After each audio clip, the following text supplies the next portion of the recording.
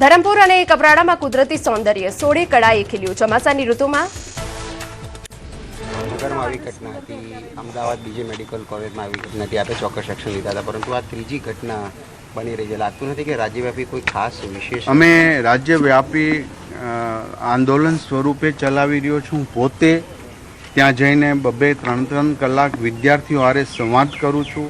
અમે જાહેરમાં કહીએ છીએ કે કંઈ પ્રોબ્લેમ હોય તો તમારા એચઓડી અથવા તો ડીનને જાણ કરો, અમને જાણ કરો, અમે ચોક્કસ ન્યાય અપાવીશું.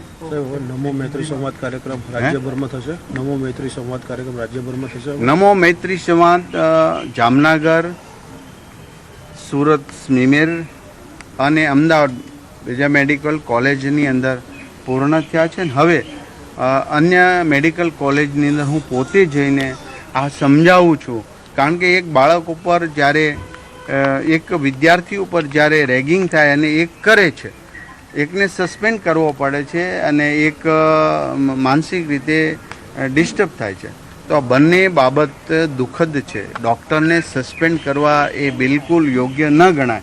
છતાં આ દુઃખ સાથે આ ઘટના એક સંવેદના સાથે જોડાયેલી છે. ચાંદીપુરા વાયરસમાં તમામ શંકાસ્પદ કેસોને અમે ચાંદીપુરા વાયરસની જેમ જ એમને ટ્રીટમેન્ટ આપી છે, પરંતુ અત્યાર સુધીમાં 35